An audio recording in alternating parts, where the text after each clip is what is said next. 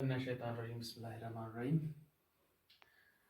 My dear students, today we are going to solve exercise number 2 of square and square roots of class 8 mathematics. तो कल हमने discuss किया था कि square of A number हम किसको बोलते हैं, परफेक्ट स्क्वायर नंबर कौन कौन नंबर होता है, कैसे हम बोलेंगे कि ये नंबर परफेक्ट स्क्वायर है, ये मैंने कल दिखाया था आपको. ठीक है, लेकिन आज आपके सामने एक नया टॉपिक है, finding square of A number. हम कैसे किसी नंबर का स्क्वायर फाइंड आउट करेंगे, लेकिन हमें डायरेक्ट नहीं करना है. ठीक है, यहां देखो, अगर मुझे फॉर एग्जांपल सपोज 23 का स्क्वायर निकालना है, 23 होल स्क्वायर किसके बराबर आता है, हमें डायरेक्ट नहीं करना है. हमें क्या करना है, पहले मैं 23 ऐसे भी लिख सकता हूं, 20 + 3 होल स्क्वायर. ठीक है, अगर हमें आइडेंटिटी पता ना हो, अगर हमारे पास जो अलजेब्रिक आइडेंटिटीज दी हुई है a + b होल स्क्वायर वो पता ना हो, तो हम इसको ऐसे भी लिख सकते हैं कि 20 + 3 into 20 + 3. दैट मीन्स ये 2 टाइम्स मल्टीपल है. कौन 2 टाइम्स मल्टीपल है, 20 + 3. तो अगर पहले मैं इस 20 से, यानी यहाँ पे डिस्ट्रीब्यूटिव लॉ लगेगा, 20 से इस 20 + 3 को मल्टीप्लाई करूं, इस 20 + 3 को, फिर यहाँ इस 3 से 20 + 3 को मल्टीपल करूं. ठीक है बेटा, तो जब 20 को 20 के साथ मल्टीपल करूं ये 400 आएगा, जब 20 को 3 के साथ मल्टीपल करूं ये 60 आएगा, प्लस 320 को जब 3 को 20 के साथ मल्टीपल करूं ये भी 60 आएगा, 3 को जब 3 के साथ मल्टीपल करूं ये किसके बराबर आएगा, 9 के बराबर. ठीक है, तो फिर इनको ऐड करो, 400 + 60 हो गया 460, 460 + 60 हो गया 520, 520 + 9 हो गया 529. ये हो गया 23 का होल स्क्वायर. ठीक है ना. इसी तरीके से अगर हमारे पास कोई भी नंबर हो, हम इसका स्क्वायर निकाल सकते हैं बाय दिस मेथड. ठीक है, कंफ्यूजन है किसी जगह? गुड, चलो ठीक है बेटा. इसके बाद अगर आपके पास फॉर एग्जांपल कोई और नंबर दिया हुआ है, सपोज 34, तो इसका स्क्वायर आप कैसे निकालोगे, 34 होल स्क्वायर, यानी मैंने बोला है कि यहाँ पे क्या लिखना है, हम पहले 30 लिखेंगे, इसको ब्रेक करो, 30 + 4 होल स्क्वायर. ठीक है बेटा, तो 30 + 4 एक टाइम्स, 30 + 4 कितने टाइम्स हुआ ये, 2 टाइम्स. फिर 30 को 30 के साथ मल्टीपल करना है और 30 को 4 के साथ मल्टीपल, ऐसे हम लिखेंगे 30 × 30 + 4 + 4 × 30 + 4. ठीक है बेटा, तो 30 को जब 30 के साथ मल्टीपल करेंगे ये 900 आएगा, 30 को 4 के साथ मल्टीपल करो ये 120 आएगा, 4 को 30 के साथ मल्टीपल करो 120 आएगा, प्लस 4 4 हो गया 16. यहाँ पे 900 + 120 हो गया 1020, 1020 + 120 हो गया 1140, 1140 + 16 हो गया 1156. ठीक है बेटा, चलो ठीक है. इसके बाद आपको यहां क्या करना है, इसके बाद चलो ठीक है बेटा, इसके बाद आपको सीखना है पाइथागोरन ट्रिपलेट क्या होते हैं. ठीक है, Pythagorean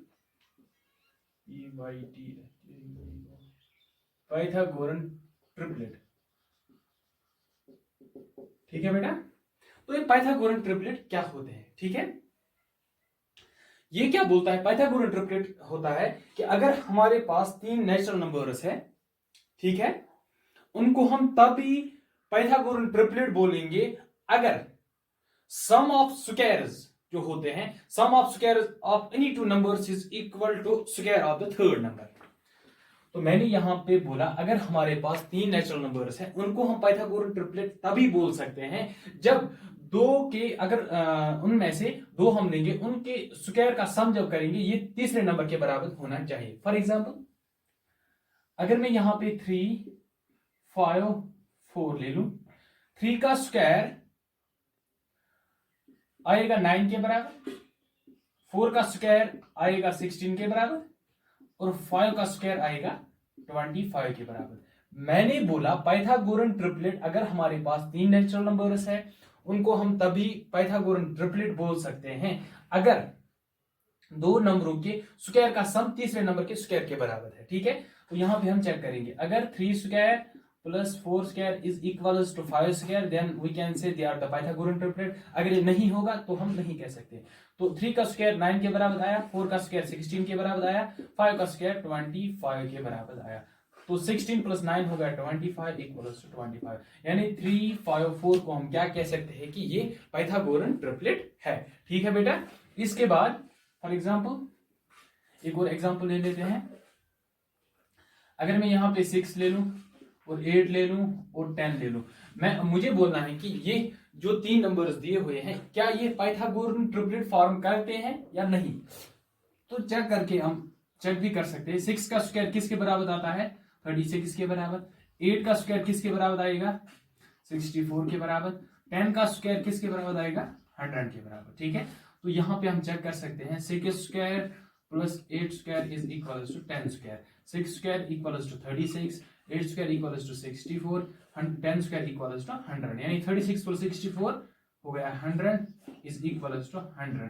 that means 6, 8, 10 form the Pythagorean triplet. ठीक है, तो ये क्या फॉर्म करते हैं, पाइथागोरन ट्रिपलेट। तो अगर हमारे पास इन जनरल में हम क्या कह सकते हैं, तो इन जनरल अगर हमारे पास ये तो एग्जांपल दिए हुए, इन जनरल हम कह सकते हैं कि फॉर एनी नेचुरल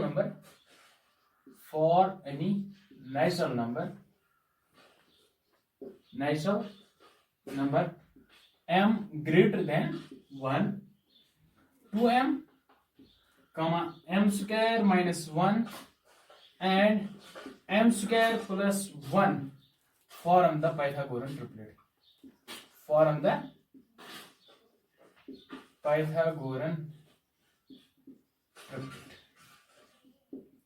ठीक है बेटा, तो यहां पे एक क्वेश्चन अराइज हो रहा है कि अगर हमारे पास अब कोई नंबर है, कौन सा नंबर, तो अगर हमारे पास अब हम देखेंगे कि हम कैसे निकाल सकते हैं पाइथागोरन ट्रिपलेट। अगर हमारे पास एक नंबर दिया हुआ है, ठीक है बेटा, तो हम कैसे निकाल सकते हैं इसका ट्रिपलेट। तो चलो ठीक है, यहां पे आप अपना मैथमेटिक्स बाहर निकालो, पेज नंबर 105। तो यहां पे दिया हुआ है, नीचे दी हुई एक एग्जाम्पल है, write the Pythagorean triplet whose smallest member is 8। तो यहां पे हमें क्या निकालना है, यहां पे हमें एक पाइथागोरन ट्रिपलेट निकालना है जिसका स्मॉलेस्ट मेंबर क्या है, 8 है। ठीक है, तो पहले ये रब करूंगा मैं।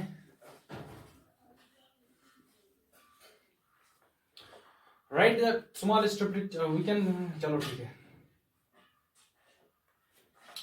अगर हमारे पास write the Pythagorean triplet whose smallest member is 8, हमें पाइथागोरन ट्रिपलेट लिखना है जिसका स्मॉलेस्ट मेंबर क्या है, यानी एक नंबर इसका 8 है, smallest member is equal to 8।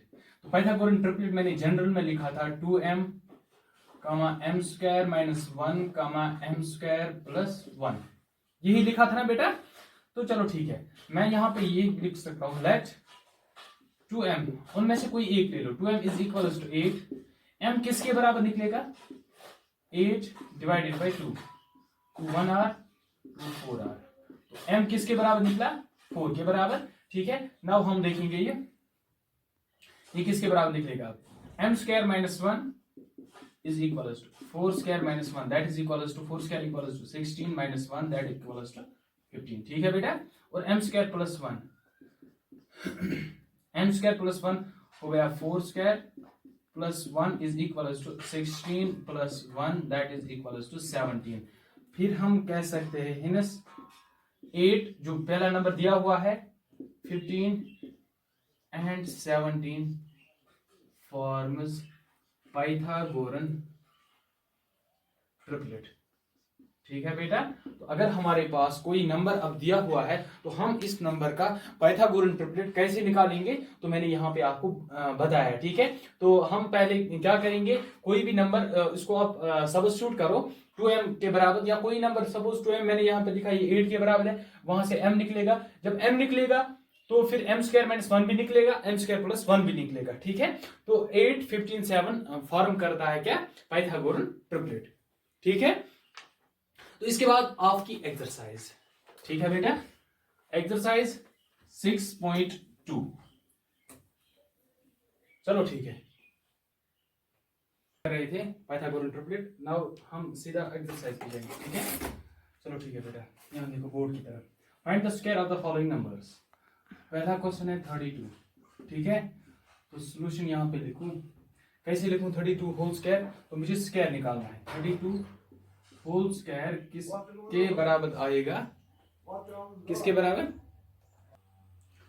तो 32 मैंने लिखा, हमें क्या निकालना है, तो क्वेश्चन निकालो आप, find the square of the following numbers, square निकालना है। तो 32 होल स्क्वायर कैसे निकालेंगे, मैंने पहले भी बोला है कि 30 + 2 हम लिख सकते हैं होल स्क्वायर, तो ये किसके बराबर आएगा, 30 + 2 मल्टीप्लाइड बाई 30 + 2। ठीक है बेटा, तो 30 को इस 30 को इनके साथ मल्टीपल करो,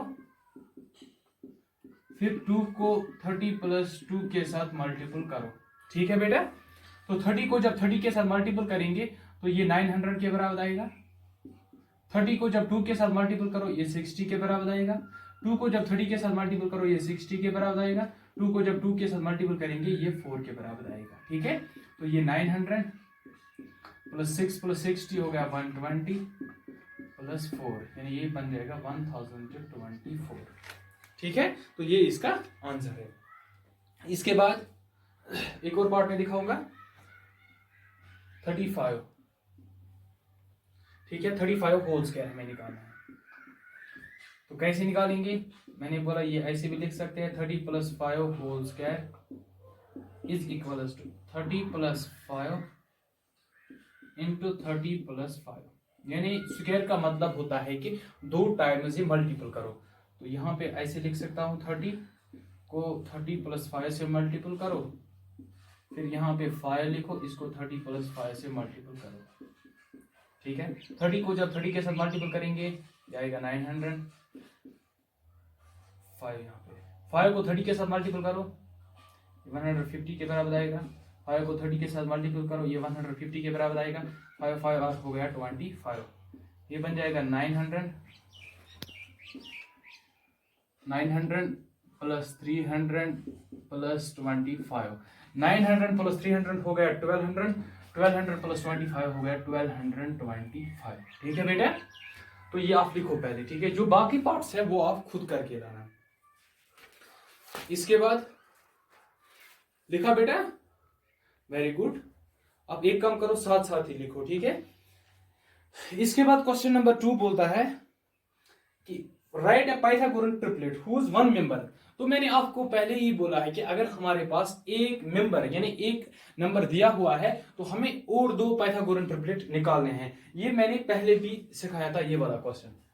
ठीक है, एग्जाम्पल में दिखाया था। इसका भी 1 या 2 पार्ट करेंगे, बाकी आप खुद करके लाना। ठीक है, तो यहां पे देखो question number 2, write a Pythagorean triplet whose one member is 6। तो पहला पार्ट है जिसका 6 के बराबर है, इसका एक मेंबर। तो क्या लिखेंगे सॉल्यूशन में, late 2m is equal to 6।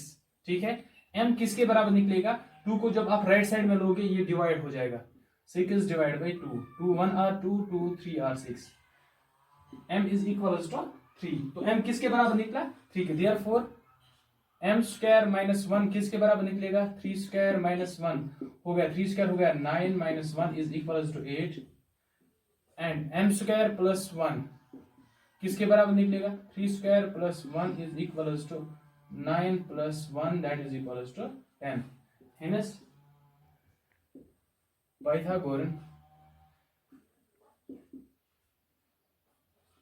Triplet और क्या है पाइथागोरन ट्रिपलेट, 6 8 10। ठीक है, तो लिखो आप ये क्वेश्चन। इसके बाद दूसरा पार्ट ये लिखा बेटा, वेरी गुड।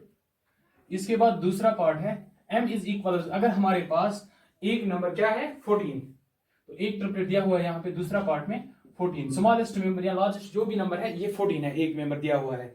तो ये भी हम ऐसे ही लिखेंगे, let 2m is equal to 14, m किसके बराबर निकलेगा 14 divided by 2, that is equal to 1 is r 2 7r, m is equal to 7, therefore m square minus 1 किसके बराबर निकलेगा 7 square minus 1 is equal to 49 minus 1 that is equal to 48, और दूसरा m square plus 1 and m square plus 1 is equal to 7 square plus 1 that is equal to 49 plus 1 is equals to 50. Hence 14, 48, 50 and 50 forms a Pythagorean triplet. ठीक है, तो इसी के साथ आपकी ये एक्सरसाइज कंप्लीट हो गई। जो वहां पे जो पार्ट्स रह गए ये आप घर में खुद करके लाना इंशाल्लाह। जो अगला लेक्चर होगा वो तीसरी एक्सरसाइज पे होगा, हाउ टू फाइंड, हम कैसे फाइंड आउट कर सकते हैं कि स्क्वायर हम कैसे फाइंड आउट कर सकते हैं, स्क्वायर रूट्स, ठीक है ना, किसी भी नंबर का स्क्वायर रूट हम कैसे फाइंड आउट करेंगे। इसके लिए हमें मेथड सीखने हैं। एक prime factorization method, repeated multiplication एक मेथड है उसके लिए, तो वो हम दूसरे वीडियो में देखेंगे, ठीक है ना। Thank you for your support.